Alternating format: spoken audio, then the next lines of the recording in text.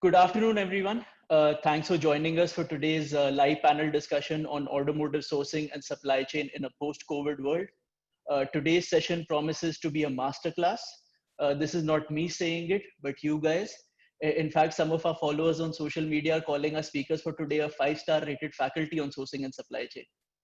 This insightful session is brought to you by the team at India's leading commercial vehicle event, Commercial Vehicle Forum, or as we are more popularly called, CVF. Given the global pandemic, we've had to postpone our event to the second half of 2020. And in the meantime, we've been running live sessions such as this one to keep the CV community up to date and informed. Therefore, we are here today for the third session in this series. Before we begin this session, I wanted to take this time to especially thank our partners for supporting this session, namely Ebers Parker, Sharda Exhaust Technology, and the Belmax Group. Ebers Parker Sharda Exhaust Technology is a 50-50 JV between the well-renowned auto majors Ebers Parker Exhaust Technology and Sharda Motor Industries. This JV was established in February 2019 to develop CV exhaust systems for India. And they already have 250 employees, 2 manufacturing locations, and have invested over 110 crores till date in India. Some of their customers include Cummins, Ashok Leyland, Mahindra, and Force Motors. They have a strong balance sheet and the ability to invest even in the times of COVID. So do reach out to them for any of your exhaust system needs. Belmax Group, on the other hand, is someone who has supported CVF since day one, since our very first event 5 years ago.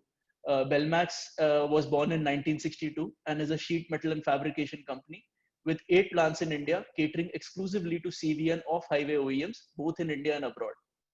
I've personally had the pleasure of working with the Belmax Group over the past 5 years and can safely say that this is one company that puts their heart and soul into providing the best solutions for the CV sector, with all 3 generations of the Belmax family putting their life into it. To know more about Belmax, I would like to now direct your attention to your screens, wherein I will be playing a short 60-second video.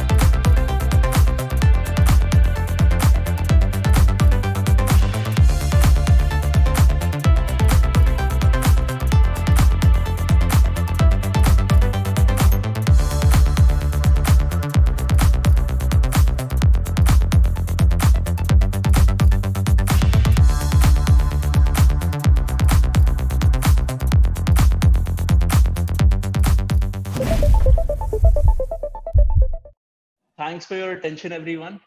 So before we start this session, just wanted to share a few ground rules.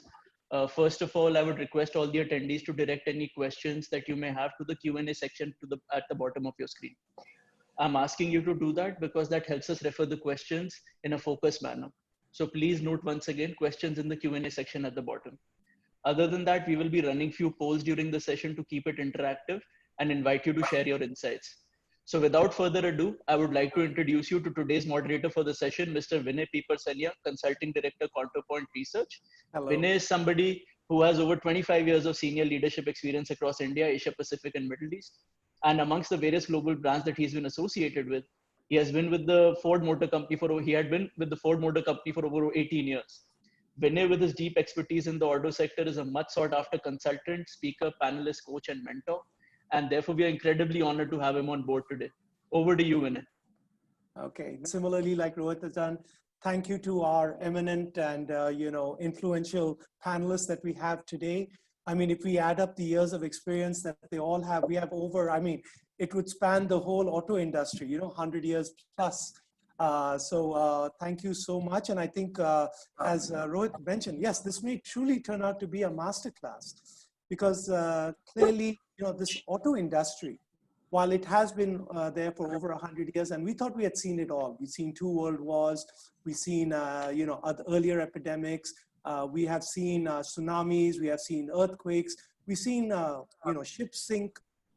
Every possible disruption we thought possibly we had gone through till we came to 2020. And here we are, putting all our minds and skills together. And honestly speaking, I don't think there's anyone who can say they know and they figured it out. So the best way to deal with this is actually to get together, try to share some of the experiences we've had, and try to see what has it that we can focus on? What is it that's within our control so that we can bring business back to normal? We all know the auto industry is a highly stressful business. And now it is even more stressful because it is so interconnected.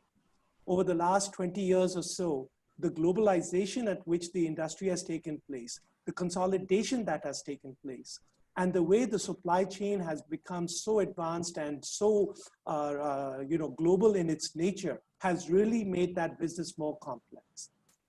With the aid of lots of new tools like artificial intelligence, with the way in which we have now got digitalization, that's getting stress tested with what we are facing here at COVID. So I'm very pleased to introduce our panelists. I'm sure you would have read about their backgrounds and they really need no introduction, but I don't think we could have asked for a better panel. Here we are with the representatives of almost every category in the auto industry, not just from a domestic standpoint, but even from a global standpoint, and even from the very heavy earth-moving equipment, where the parts, it's all about upstream as well as downstream. Because here we are needing to move parts to make sure that the economy continues to run. That is how dependent we are with the auto industry. So rather than me taking all this discussion, I would now like to get started very, very quickly. First and foremost, let's ask the question that we have, I think, in everybody's mind. So Rohit, if we could get the first poll question out there so that we can get everybody to start thinking as to where it is that a post-COVID world would land up. So everyone, I'd like you to just take a few minutes to think about, the OEM business is not, the auto manufacturing business is not just one. It's about a number of interconnected suppliers, tier 1, tier 2, tier 3, and even further down into commodities trading. So with supplies being so challenged, and with the whole disruption that's taking place in production, how much time do you think it'll take to ever get back to normal, if we ever will get back to normal? 3 months, 6 months, 9 months, within a year, more than 1 year? And then, we'll as we discuss further, we'll come back to this question with your responses and see what it is that our experts also have, what are their viewpoints on this one. So we'll take a few minutes, and I'll now like to bring the question here. Let's start with Vivek. Vivek, Yeah. You've been in the business for several years. You've been in several functions over here, where right from product planning to design to actually scaling up this whole supply base to deal with the volumes, and of course the modernization. We just went through a huge exercise going from BS4 to BS6. How do you think that we are reacting at this current situation? Are we challenged? Will we continue to be challenged? And which are the areas that are going to take a drastic change post-COVID, in your opinion and in your experience right now? This question, I think it will not have any one single straight answer. I mean, you have tried to cover a whole gamut of things. Post-COVID, I think not only auto sector, for that matter, our all personal lives, working lives, everything practically has changed. And there are so many new things which have come up. I mean, who would have thought otherwise we would have a session like this where all people are sitting in their own comfortable homes and then still having a discussion which is so intense. So yes, there's a whole lot of change which has happened. And for the industry, I would say we are only evolving. I mean, there is nothing that we have got that right, or we know that what we need to do really. So it's all in the evolution phase, I would say. And we'll all have to be ready with various scenarios which may emerge. So the important thing is we should have estimated those scenarios which might emerge. People have been talking about V-shaped recovery, L-shaped recovery, W-shaped recoveries, and whole lot of things. So whichever way it goes, I think the preparedness, the planning, and the ability to be ready, accept the change, and then react to that. So I think that would be most important, the readiness part.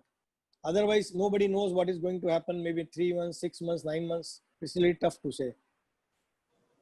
No, Vivek, and clearly, while we say preparedness, can we really say we can prepare ourselves for this? I mean, in your case, how have you as an organization set up your sort of mindset change that was required? And given that you're all working from home, you're not even physically all together. Yes, how have you been able to bring that we have a common cause over here? How have you rallied the troops? In this situation, like, communication becomes paramount. I mean, you need to have a seamless communication. I mean, just imagine we are sitting in our own offices. What do we do really? We really communicate and see the things done. Most of the time in pre-COVID eras, it was more of face-to-face meeting. Now it is again face-to-face meeting, but not in person, but in a virtual format. So still, I mean, I don't see that effectiveness to that extent has been compromised. So this is one thing which we continue to do. And as you rightly said, like, prepare for what? Prepare for, first thing, to accept that there would be changes. I mean, you will have a plan and you will try to see that you go ahead with a plan. And I'm sure the things may not allow you to strictly go as per your plan A. Maybe you will have to course correct. Maybe you have to have backup plans.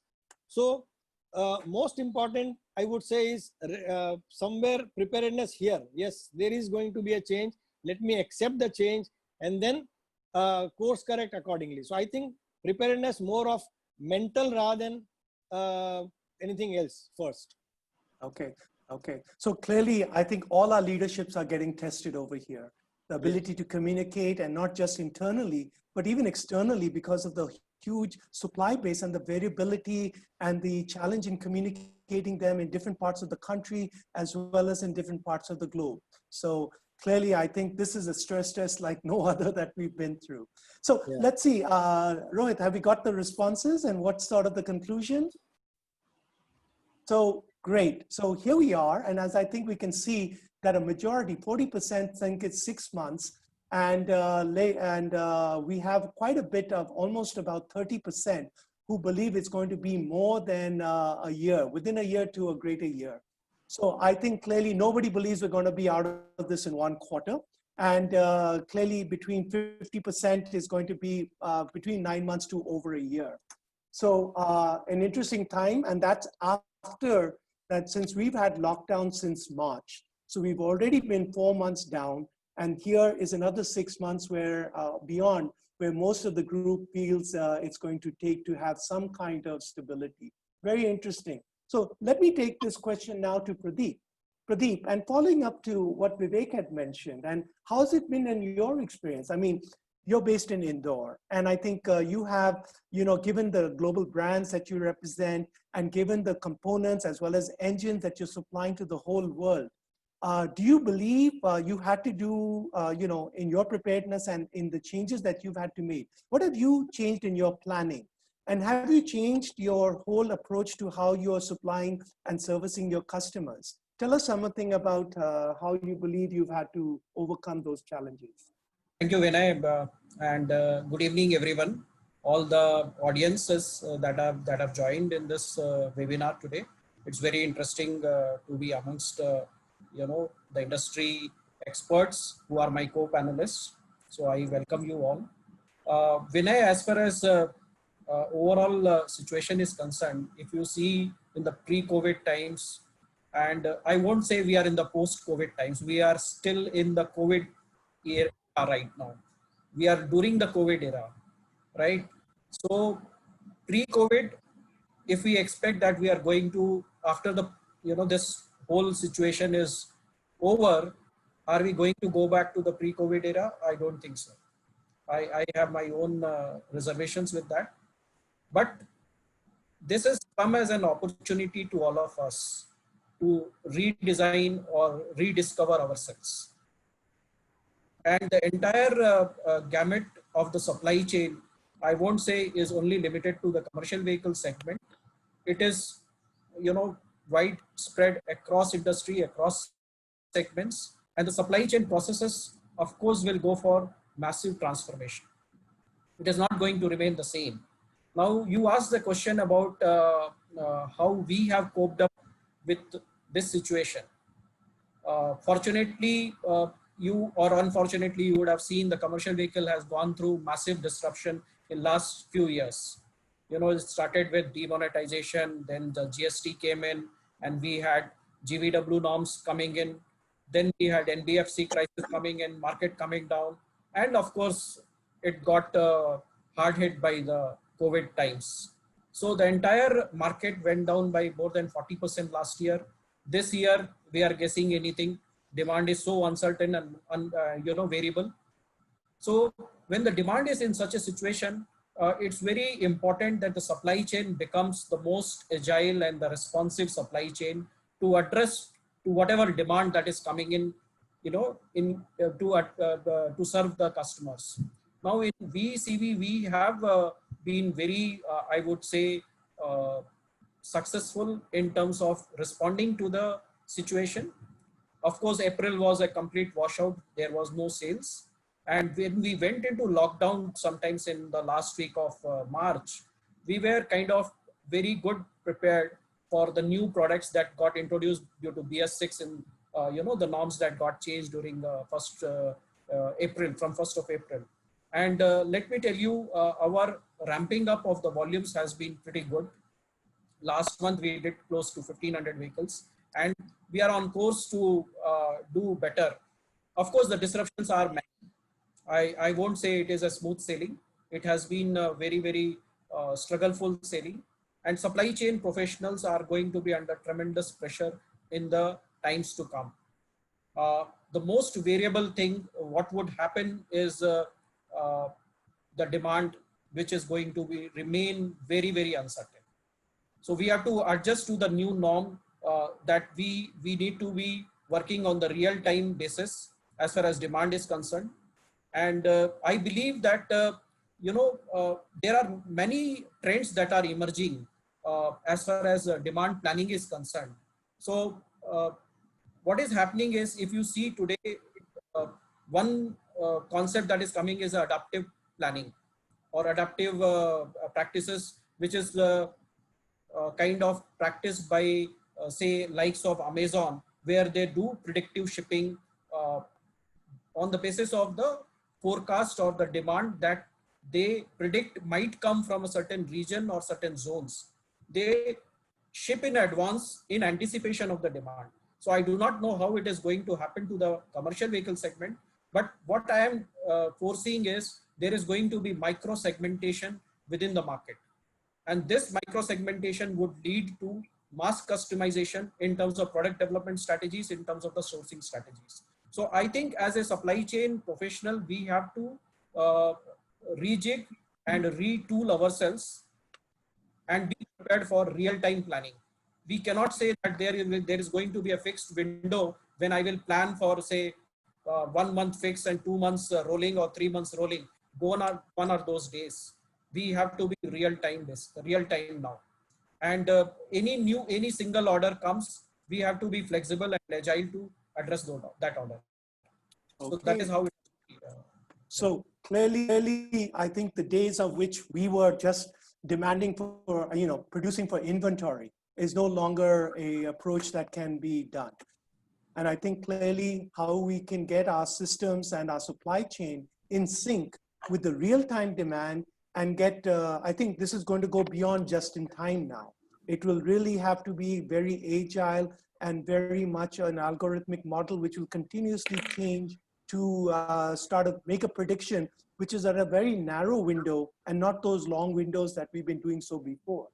So that's going to be quite a bit, given that materials could be coming from next door, all the way from, 2 countries or 2 continents away, right? And we all know that a vehicle can be held up for want of a one little hinge, door hinge. And the product will not be released and we won't be able to invoice, which puts a huge strain on the whole, the cash flow. So you're right. The pressure in industry is going to change. But this concept that you said of micro-segmentation and of customization, this is a very interesting one. Do you see this applicable in all circumstances? Is it like possible in cars, in two-wheelers, or is it specific to commercial vehicles that it has the most applicability? If you look at the entire demand situation, or the customer preferences will become more granular in nature. Today, you can shop online. If you are intending to buy a car or a two-wheeler, or even we are seeing that players are transforming into online purchases even for the commercial vehicles. So I can go and choose my own color. I can go and choose my cabin interiors. I can choose what kind of comfort the driver wants, as if I'm a fleet owner, and what kind of connected services I want to provide as far as my fleet is concerned. So the customer preferences are changing. Customers have become much more aware and educated. They have become much more contemporary and modern.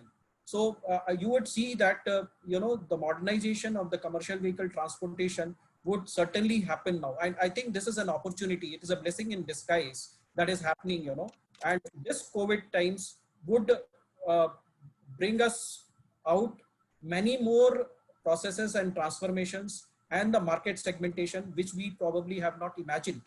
So I tell my people that we have to reimagine everything. And I think your parallels being drawn to the way customers experiences in purchasing other goods is going to be their expectations also in large ticket items like trucks, cars, and two-wheelers too. So clearly, I think we may be also bypassing the whole ordering system. The ordering system could be possible where you have it directly to the manufacturer, and the manufacturer will then put it into schedule immediately, right? And absolutely, I think that's what I was wanting to say, Vinay. Like, for example, most of our business models are designed around B2C. Sorry, B2B. So this probably may change from B2B to B2C now, and we're seeing this happening. Many orders are being cracked directly negotiating with the customers. Okay, excellent. So and then I'll take the same point over here to Preetiman. Preetiman, you've had experiences with almost all the different automakers and now are into a real global supply chain. Given that the agility that's going to be required, and that the lead time between actual production and orders being placed is going to get shorter and shorter, do you think the supply chain has that ability? Have we reached a limit? Or is this post-COVID really the opportunity that Pradeep is mentioning? Is it possible? Do you think it's a reality? Good evening to all. First of all, let's try to understand some facts and figures before we jump into supply chain. See, what is happening is Indian auto industry, if we talk about Indian auto industry, it's a $75 billion economy, which contributes somewhere around 7% to the GDP of this country. Now, let us look back. What is the contributors into this particular auto industry? 80% of this comes from two-wheeler business. So, and another 7 to 8% is from car industry. Then there is 4% from commercial vehicle and another 3% from tractors and construction equipment. The point what I'm trying to make is, after COVID, situation has become really interesting, because now people are saying that, okay, when can we come back to normalcy? Things are coming to normal, because what I feel is it will take another 1 quarter or 2 quarters to come back to normalcy, because the green shoots are already there visible. Two-wheeler business has come back to 70% of the business what we were doing last year. Tractor has overseeded 20% higher than 2019 numbers. If you see June numbers of tractor market, then it is already the highest was 2018, but highest 2018 number was in October, which was the festive season. Besides that, if you compare any month of 2018, which was the peak for this business, June number is beyond that. 98,000 tractors in a month is quite significant. So that means there are few factors which is helping out the industry to come back. Like the Rabi harvesting is doing good. The monsoon forecast is positive. The government initiatives to the farmers has been really good. So, and two-wheelers, why it is selling? Because the rural market, people are trying to be independent and not using the public transport. So they are buying this, and then this is not a very expensive thing to buy. So that's why all these things makes if we bring back two-wheelers and the tractors, then the industry is already coming back. So I am very optimistic that we will be coming back. But the problem is the supply side. Now what is happening is, because of all this confusion that the labor goes back to their hometown, and the crop season is really doing good, so they are engaged into something. Now coming back to normalcy is a problem. So if you see, there are some industry hubs. Auto industry is based around Pune, Kolhapur, NCR, Chennai, Bangalore. And all these cities are badly affected by this COVID situation, and on and off, these lockdowns and all these things, frequent lockdowns of 2 days, 3 days, is really creating a problem. If you talk to any supplier this day, then some cases are coming into their plant, so they have to take precautions again. They can't run the B shifts, C shifts. These are the problems we are facing now. If in this situation we can't talk about okay, what's the can we change the plan or something? The real focus has to be on the communication, as Pradeep was rightly mentioning. Because if you don't communicate, if you don't clarify your requirement, if you jack up unnecessarily, then there is already a pressure in the supply side. So the OEMs has to take this responsibility of communicating clearly, and then communicating what we exactly need. And then I'm pretty sure that nobody wants to lose the business. The suppliers are very much putting a lot of effort into coming back to normalcy. The government is trying to, give some, like the emergency credit line is given to the MSMEs. So this is a huge thing which is helping them. 1.2 lakh crore, which has been already allocated to the MSMEs, will definitely help them. So, with all these things, we have to be a bit patient. We have to be very structured. We have to plan things properly and then communicate continuously. What we have done in this particular time is we kept the communication always on. Every supplier was touch-based minimum 2 to 3 times in a week. Every buyer is engaged, every manager is engaged, every leader is engaged. This is how you give the confidence to the supplier base, and we have to take them along. If we do this, I'm pretty sure in next 1 or 2 quarters, India will come back, and I'm a strong believer in that. Okay, now hold that thought, and we will get that also into another question later. But I want to just take what you just said now over to Sanjay. Sanjay, Preetiman mentioned the medium and small and micro enterprises. Clearly, in the whole supply chain relationship, clearly between the OEM and the tier one, it's always a nice one. But, as we go further downstream to the tier 2 and the tier 3, they're the ones who really are suffering over here. And the point is that, the policies which an OEM has done and the support that's being given by the OEMs and policies, that sort of stops at tier 1, doesn't it? And the MSM, they never really get all those benefits or all that support. So how do you see the models changing for these, very critical players? Because they're the ones that really start and end the whole supply chain, don't they?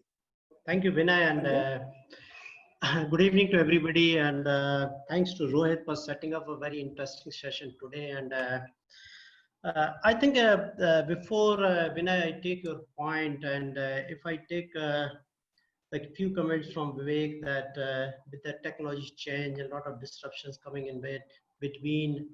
So the communication has been a one major change what we have seen in last couple of months. That is one.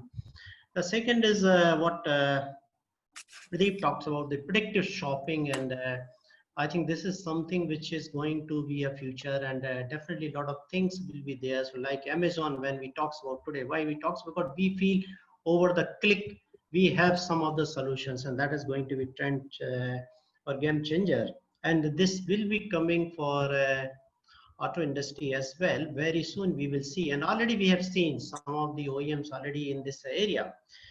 And Preetiman also talked about that yes, he is very much optimistic in the way we see whether agri equipments already they have recovered, they are at the normal or better. Two-wheelers is gaining the traction. But if we see this traction is today coming from the rural demand side. Important is how we are going to take as a pan India and how we not, it is not only local because a lot of business is also as a global as well. But however, what is important, if we see what change is happening pre-COVID, during the COVID and the post-COVID. So if we see in last 2 decades, what was our priority as a business leader, the thought process? The thought process always been the customer acquisitions, demand creation, product positioning, and the product innovation. That was the key for us. It has been considered that manufacturing and the supply chain, they are the back-end operations, and they are granted, they were supposedly mature system with the limited opportunity for technology-led disruption. And that is, I think, going to play an important role. And with the COVID today and post-COVID, definitely supply chain and operations are going to determine the future of the business. So if we talk about the MSME, but with the MSME, what is important? If MSME we see today is already stressed out due to the various region. And the major challenge, as Vinay, you talked about tier 2 or tier 3 suppliers, the entire ecosystem from the demand generation till the distribution system and last mile fulfillment is a major challenge for the MSME. Now, if we talks about, we have approximately 63 million MSMEs, and the crisis what we have or the challenge what we see today on MSME have been hit the hardest. The regions lack of size, infrastructure, ease of doing business, inadequate access to finance. The government has made a lot of efforts, but still they have the challenges and some of the rules and regulations. Now, if we take the reference from traditional retail business, just to example, what is happening today? The demand is aggregated by the small retail shop, and these aggregated demands then travel through a complex, whether it's a traders or the dealer or the wholesaler or various facilitators are in this process. Now, it is very, very difficult for small time manufacturing companies to penetrate through these distribution channels. And what Pradeep talked about, the predictive shopping. So how it is going to happen? This is very, very important. How this tier 2 or tier 3 are going to get this predictive triggered from the supply chain point of view. Because today the communication is very, very strong, very frequent between the OEMs and their business partners, their suppliers.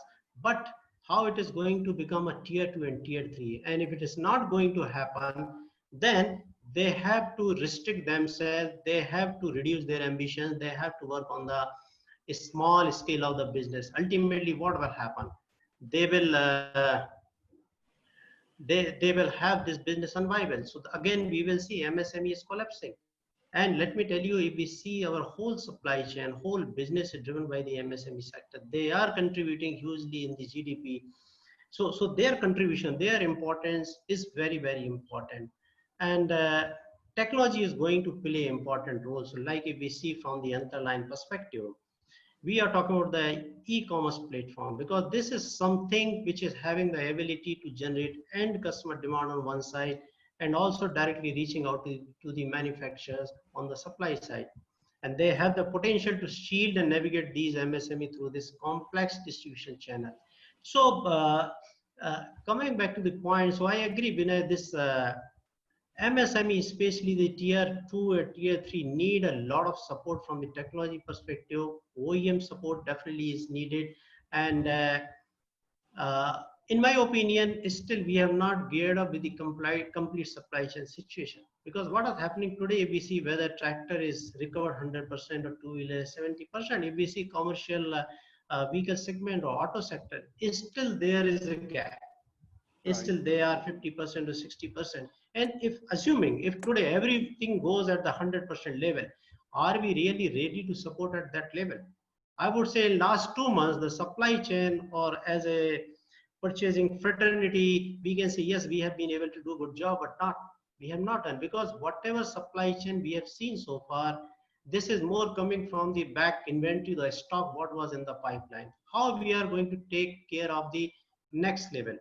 The next challenge with tier 2 and tier 3 will be the people, migration of the workers, whether that is going to happen. That's the biggest challenge. And I have seen a couple of these. Now when people are going, workers are not ready to come back because they have faced some hard reality. So I think still it's a long way to go.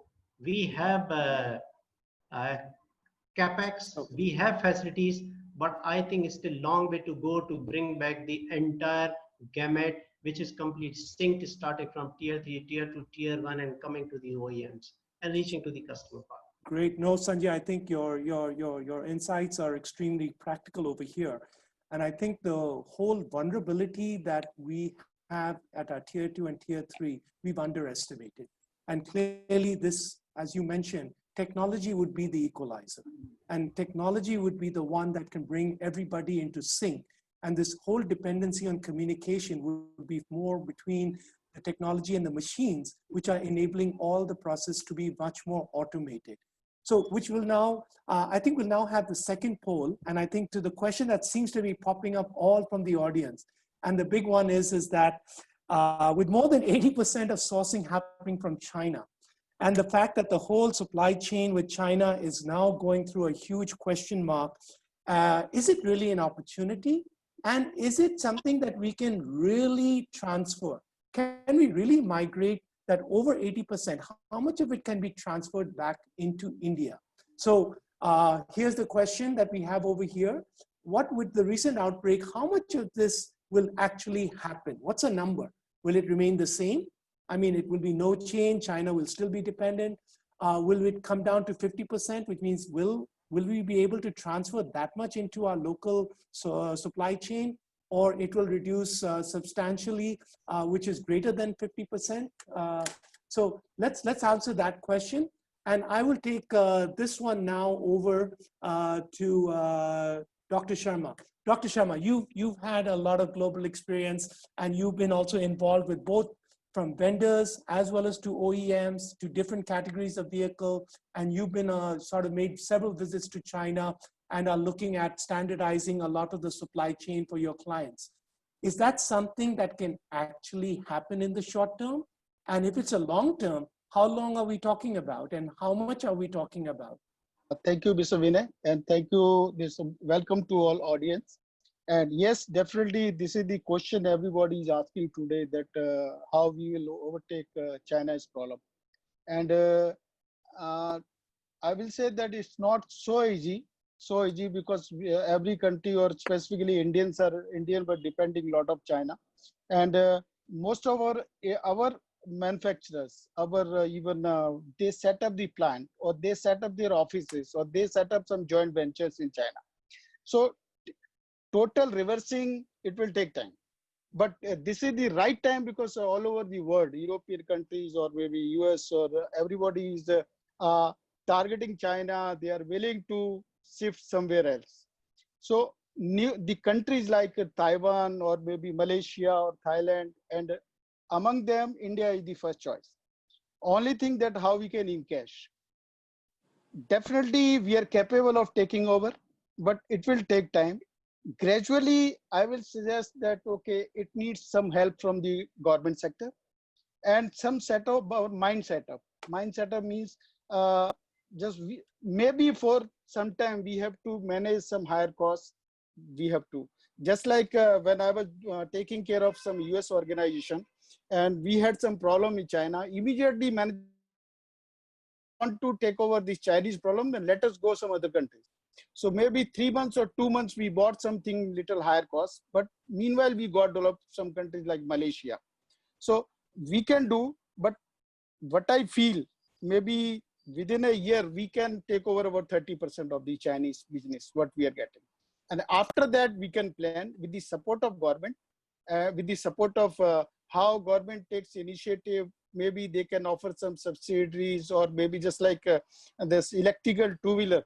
Earlier, we were buying main 4 items, a battery or maybe charger or maybe EMS system from China. Suddenly, government told we will not take from that, you go for in-house. Now people are working, but government has to support them. Maybe for development time, some sort of financial assistance to our MSBs. Last month, I was in a conference with MSB, some secretaries. So it's good that they are supporting. They have come up with the champions in the MSB ministries, people like us who are experienced, who are stalwart, we do have a lot of knowledge.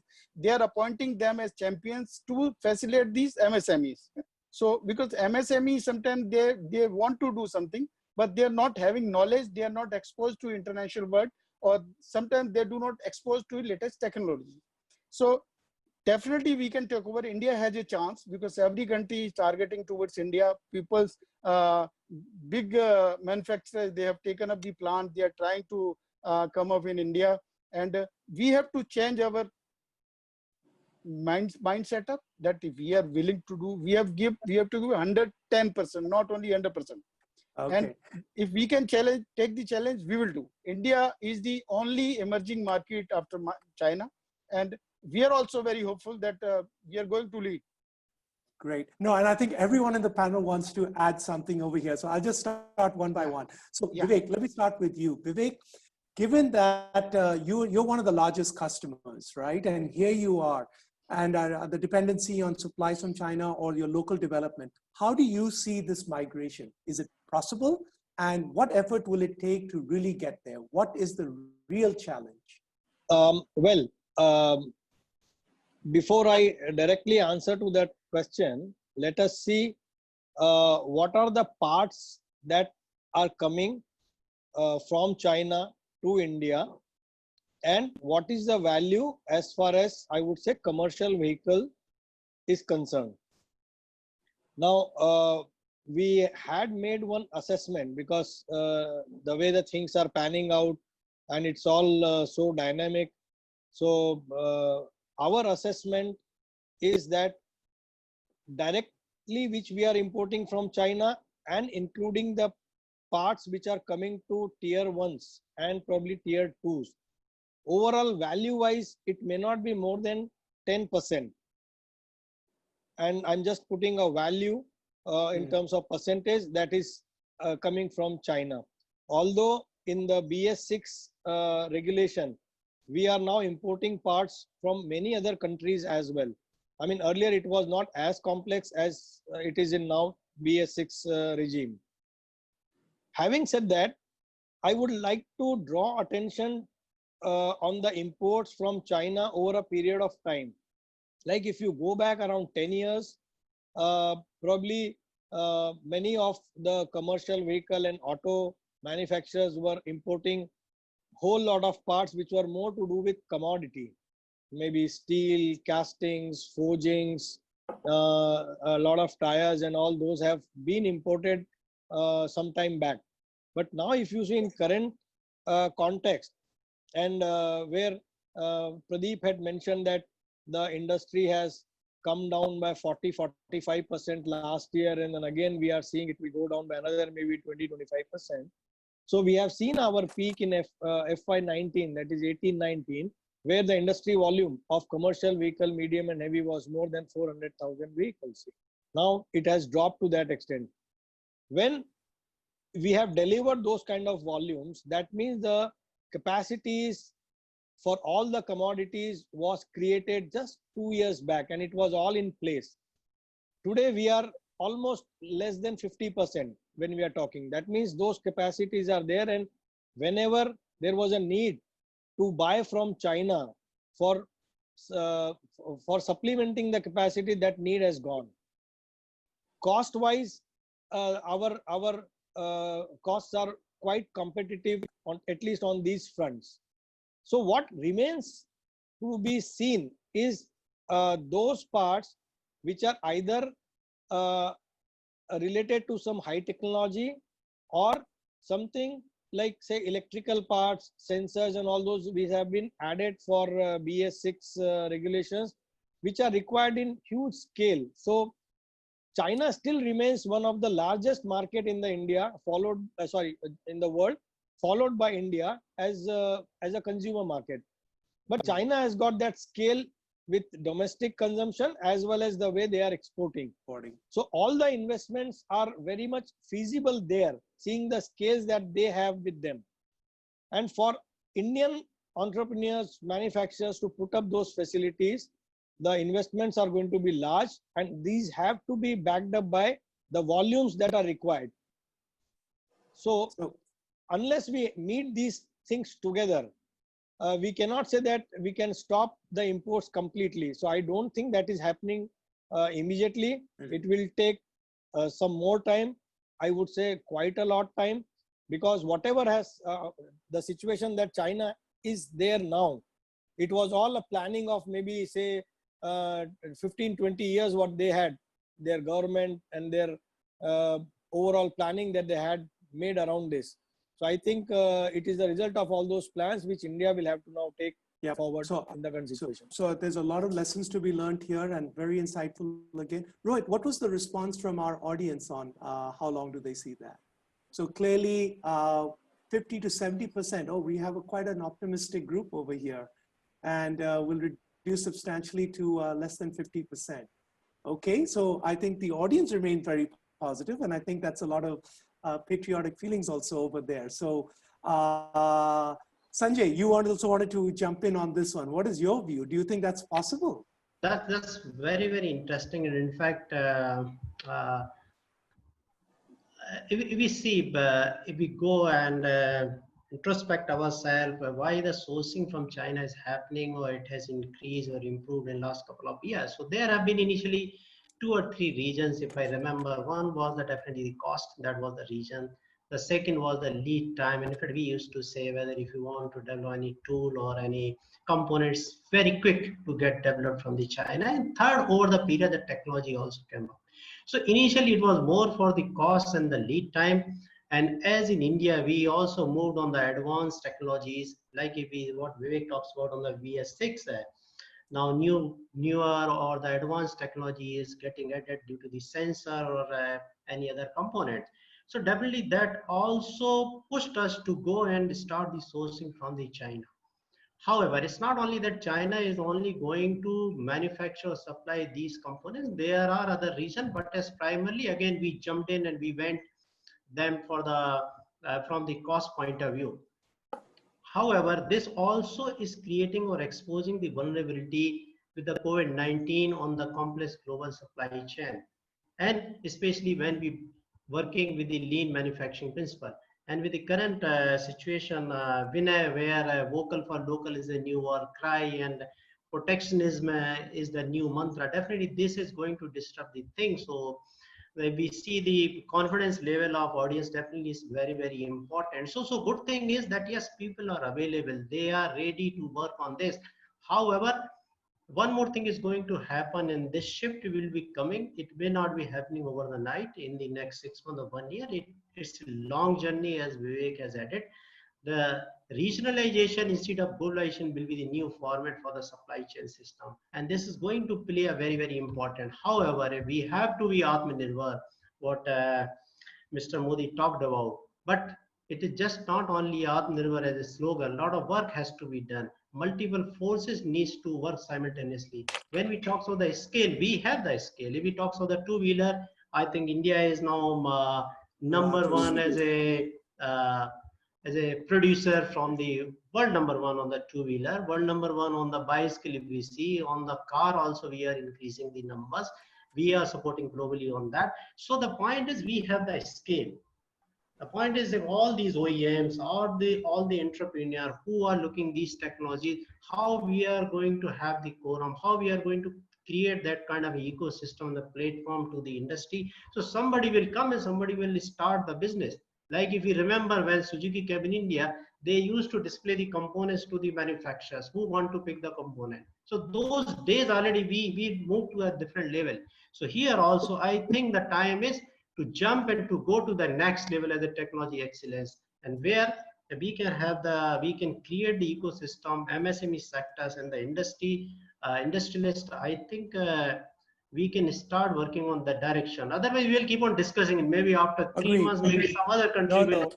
This is as I think there's been a unanimous voice of all the panelists here that we need to leapfrog on this one to the next level. We shouldn't go to business as usual, but actually take this opportunity to leapfrog ourselves to where the rest of the world is and even actually stay 2 steps ahead. Okay, we still have more on this one, but I think we've had quite a bit of discussion. I just wanted to raise one more point, and given that we've had several questions on this one, how do we see technology enabling us in this journey to become Atmanirbhar? How do we see it raising the bar of our supply chain and of the whole business and efficiency with which? I mean, the questions are, can we have payables paid much faster? Is it possible to have the whole system have as less human intervention as possible so that it can be a seamless, here's the material ordered, it's coming in, payments are made. Is that even possible with artificial intelligence or through some kind of, smart approach to the business? So I'd like to get Pradeep's view on this one. Pradeep, how do you think we can change this whole paradigm to be more automated? Thank you, Vinay. See, my take on the technology enablement for the supply chain would be, we have to transform into a digital supply chain, and there will be 2 key enablers which will drive this process. One would be developing the capabilities, and second will be we will be forced by the environment. So environment is going to put so much pressure on the entire supply chain ecosystem that we don't have any other way other than to digitalize our processes. So environment is going to play a key role. Second, we have to have the capabilities. Now, when I talk about the capabilities, I talk about the digitalization which has to be built not only within the organization, but also in the entire ecosystem. All our supplier partners, multi-tier suppliers, everywhere this has to percolate. So this is the second capability that we need to build upon. And typically what happens is, when we talk of digitalization, we look into recruiting specialist profiles and all that kind of a stuff. But here the prerequisite is going to be a kind of a creating an architecture which is suited to the organization. And because every organization has its own ecosystem, so the best suited the architecture needs to be developed for that ecosystem. And I would say that we need to also bring in a kind of a incubator process or a startup culture within the organization, where a degree of organizational freedom, flexibility. Digitalization means, we talk of IT tools. Okay, there will be a planning tool, there will be a demand tool. I'm not talking of that. I'm talking of all the processes which would mean faster realization of pilots. I'm talking of maybe looking it into kind of services. For example, drone delivery. What Amazon is doing, why can't I use drone delivery from my warehouse, to my lines, rather than having, employing a lot of people? Of course, that's a different debate which we can do, but that is what is the technology enablement which might be having. Or can I use 3D printing for some of my low volume products? Excellent. So even those kind of things would also come into play. Then, of course, which I talked about in the beginning, the predictive planning or predictive shipping. Apart from that, the supply chain, this entire digitalization will make it more efficient, faster, and accurate. Apart from the agility and flexibility. Yeah. So, and I'll take this question now to Preetimanji. Preetiman, as Pradeep is mentioning, if we have this efficiency, I think we know as OEMs and to our supplier relationship, we always ask them to bring the cost down another 10%, another 10%. There's a limit to how much that can go, right?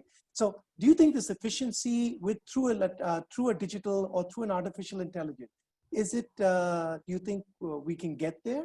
Is there any kind of hangups that we have that prevent us from taking it on? Because if we miss this one, I don't think we can meet the export requirements that the world will require if we really have aspirations to be a global exporter.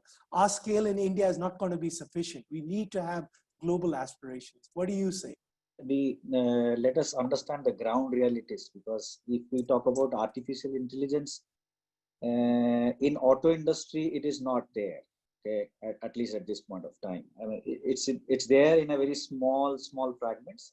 But when you talk about artificial intelligence, my view is it will come first in e-commerce and then those kind of things. But the auto industry should be focusing more on small automations, robotics implementations.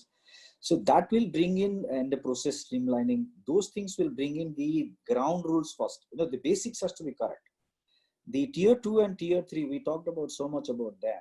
We are absolutely spot on. The tier 2 and tier 3 has to make the basics correct first. And if we go to any big suppliers, India has not been able to produce a Bosch or a Continental yet. What is the reason? The reason are, there are 2-3 basic things which has to be correct. One, the government has to support these suppliers, the OEMs. The OEMs has to support the next tier 1. The tier 1s has to support the tier 2s and tier 3s. Otherwise this chain, if a small break in any of these chain breaks, then it will not happen, because any small part can disrupt the complete supply chain. The point what I'm trying to make is, we can always talk about all these newer and nicer things about artificial intelligence and all these things. The basics of the small automations, robotics, and then trying to improve the processes, take out the non-value adding jobs. This is the first step. What Japanese are doing, Japanese have done when they come to India, they handhold these suppliers. They went to their shop floors, they engaged themselves with these suppliers, and then they now see the supply chain of the Japanese. There is a huge difference between a mindset of American and European style of working and a Japanese style of working. I'm not saying anything is wrong or right. There are different perspectives which are being worked out with these suppliers. Indian suppliers are more of an emotional connect. They love to have emotional connect. They love to have relationship with the OEMs. If you talk to them in a very constructive way, if you handhold them, they will appreciate and then they will do everything. But the finance thing has to also look into it. The government support, the financial schemes, the banking support, everything has to be there. Otherwise, I don't think we have to make India as an export hub. It is not only domestic consumption we are talking about. China coming to India is possible, but then we should not stop there. It has to be an export hub now. So to that, there has to be a few things, few basics which has to be correct. Okay.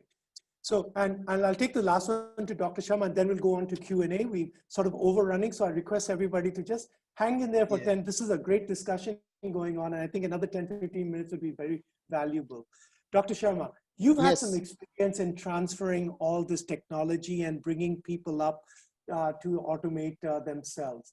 What do you think? Do you think these challenges, are people realizing that with COVID, if they don't move ahead with this now, then they're never going to be there. They're going to become obsolete. Are people concerned about that? First of all, let me, something I would like to talk about supply chain, because earlier when we used to talk as materials or purchase, or that time our span was very limited. Now, when we talk about supply chain, the total responsibility, when we talk about retail sector, at least 80% of the work is being done by the supply chain professional. From supplier to supplier up to the customer of customer, maybe more responsibilities are on there. And my colleague talked about the Japanese culture. Definitely, Japanese are I'll say that Suzuki and Xerox, they are the two people who made us India to learn about this industrial, maybe professional way of working. I have been in touch with Suzuki, Mr. Bhargava, or maybe some sort of a senior Japanese also. They never force any supplier to do anything. They guide them, teach them, and then they ask for the sharing of the benefits. So it is better, it is very good that they have taught us. And about this latest tools, because I am in some at present day, I'm involved with some companies where we are providing on some digitization or maybe artificial intelligence tools are working. When we talk about the maybe supply chain, then the cost reduction is the major. Maybe everybody, every KRA is start with the cost reduction, and there's a limit. Maybe today's transparent working, just Suzuki says, you show the costing of the component, take your 5% margin. So it's very transparent now. We cannot do any hitch in the cost of the component. So now question comes, where and how we can cut down the cost. So now latest digitization, artificial intelligence, or latest tools, they make us to cut down the cost of the process. Cost of the process. When just I will give the reference of the auctioning. Earlier we used to call transportation, maybe quote from 10 suppliers, then call one by one, negotiate, then number of negotiations, purchaser is negotiating, then manager, then general manager. Now I am involved in this e-auctioning, reverse auctioning. Within an hour, we can get the result. So within an hour, we can get the result. How much time we are saving? And this is also helping us that our buyers are also not partial. Sometimes we were mentally set up, okay, this is the supplier we have to favor. This is also helping us. So time. Now, predictive budgetary cost. Earlier it used to be judgmental only. It was just somebody financially asking some budgetary cost, maybe MD is asking. We used to take quotation from supplier. We used to take some references, prices from here and there. Now within a moment, because of these artificial intelligence tools, they work on our past history. They churn out the data and immediately within second, we can give, this should be the cost, tentative predictive cost, maybe after 6 months, today or after 2 years.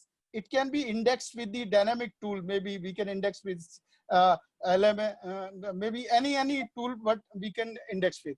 And about the cost, when we talk about the e-procurement, starting from offering the quotation up to all comparison, up to all technical comparisons, all financial comparison, and coming to the conclusion, it can be done maybe in a day or two. And earlier it used to take maybe number of days.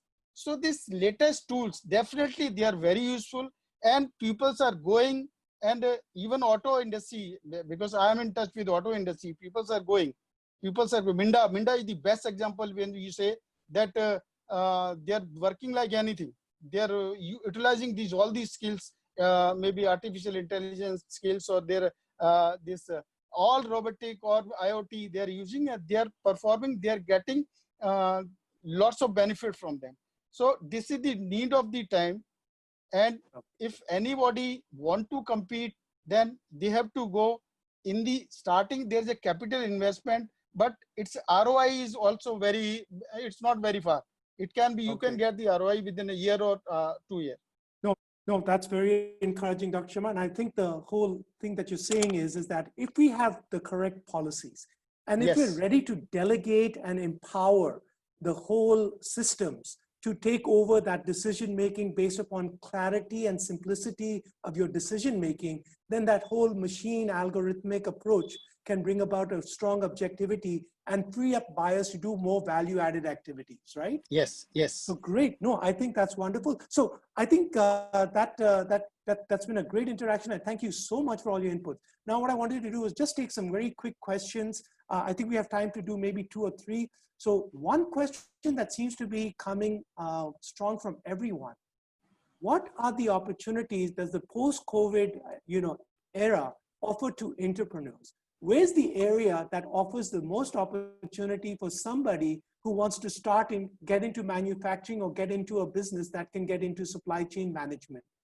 Any thoughts? Anyone would like to take that question? Where is the biggest opportunity in a post-COVID situation, given China migration and all? Okay, so Pradeep, you raised your hand first. Come on, Pradeep. I think we have been talking about China. We have been talking of COVID, talking of the opportunity. but it's not only limited to China, but the opportunity that presents before the auto OEM as well as the auto ancillaries is immense. So, from the point of view of development of all the complex technologies. So today, when we have moved from one emission norm to another, say BS6 emission norms, the technology landscape has altogether transformed. And that presents a very good opportunity for Indian auto OEM to develop technologies as well as the auto ancillaries. There are still many parts which are being imported, not alone from China, but elsewhere in the world and all across. So that is one opportunity. Second opportunity is, of course, the electric or electromobility that is going to be there. Third opportunity is about the connected vehicles which would be there. I won't talk of shared mobility now with the COVID times because the shared mobility is something which is a taboo. But going forward, probably that would also come. But from a connected vehicle point of view or the electromobility point of view, the technology opportunity is immense for the Indian ancillaries and OEMs. Okay. So that means to say that the new generation of vehicles with the new standards don't go for the legacy ones, just go straight into the more emerging technologies and take some ideas of what is really being imported. And that is where you could find some of the early opportunities. I think that is one area where we need to develop the capability and leverage the opportunity. And it has a global scale.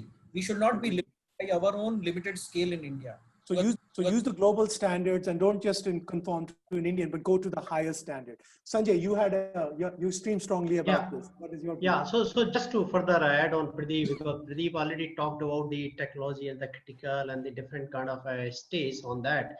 But I think the question is coming from the audience, and I would say answer lies there only, because a lot of tier 1, tier 2 suppliers are importing a lot of stuff from China.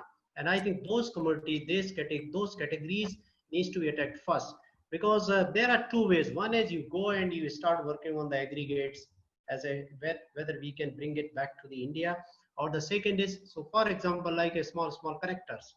Now all these connectors or some cable or some small electronic component, they are getting sourced by tier 1 fraternity, and I think there is the answer for those components. They should bring back and they should put forward to the OEM that yes, hey guys, I am sourcing these components from China. These are the alternatives I have in India. Let us consolidate and let us start development locally.